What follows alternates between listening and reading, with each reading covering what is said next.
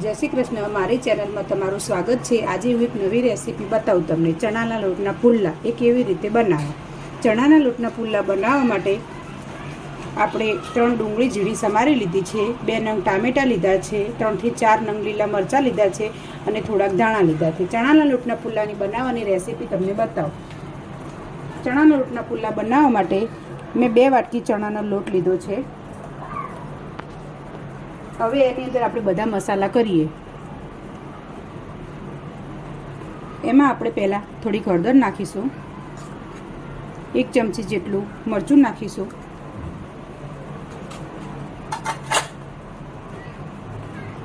સ્વાદ પ્રમાણે મીઠું નાખીશું,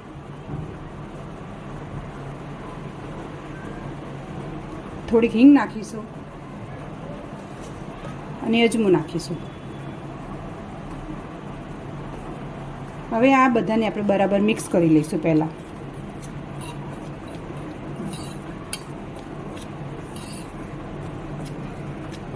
આ બરાબર હવે બધું મિક્સ થઈ ગયું છે।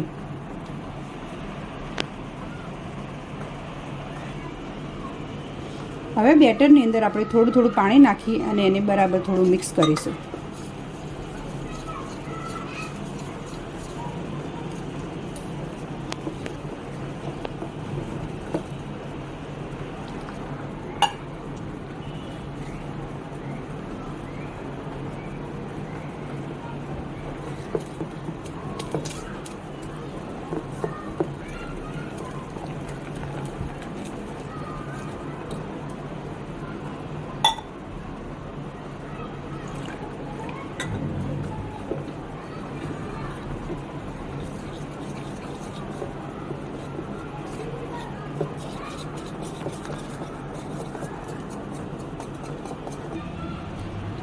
જોઈ શકો છો હવે આપણું ખીરું તૈયાર છે। આ રીતનું ખીરું થોડું પતલું હોવું જોઈએ। હવે એની અંદર આપણે ડુંગળી ટામેટા અને જે બધું સમારીને મૂક્યું હતું એ હવે એની અંદર આપણે નાખી દઈએ। પહેલાં ડુંગળી નાખીશું, ટામેટા નાખીશું, મરચાં નાખીશું અને પછી અંદર કોથમીર નાખીશું। હવે આને બરાબર આપણે મિક્સ કરી લઈએ।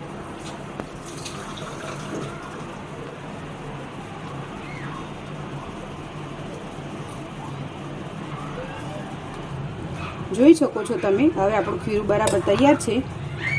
હવે આપણે ચણા લોટના પુલ્લા બનાવી। તવીને મેં તેલવાળી કરી અને ગેસ ચાલુ રાખીને મેં તવી મૂકી દીધી છે। બરાબર, આપણી તવી ગરમ થાય એટલે હવે આપણે પુલ્લા ઉતારીએ।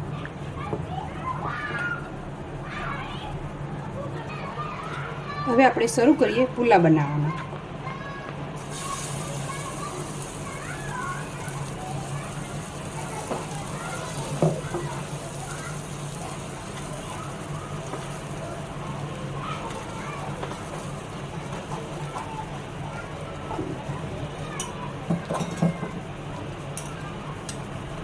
હવે આપણે એની પર થોડું તેલ નાખીશું અને પછી થોડી વાર એને ચડવા દઈશું।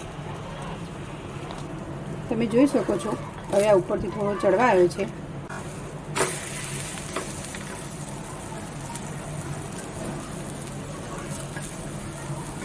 હવે આપણે એને થોડો ચડવા દઈશું બરાબર।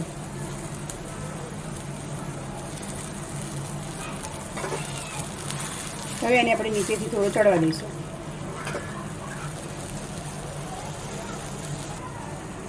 તમે જોઈ શકો છો હવે આપણો પુલ્લો તૈયાર છે।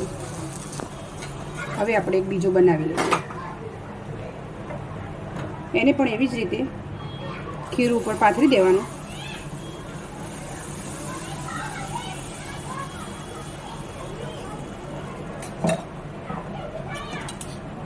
અને ઉપરથી થોડું તેલ નાખી અને એને ધીમા તાપે થોડી વાર ચડવા દેવાનું।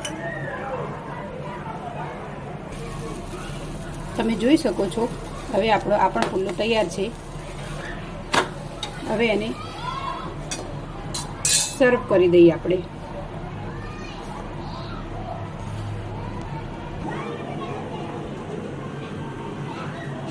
તમે જોઈ શકો છો હવે આપણે ડીશ તૈયાર છે।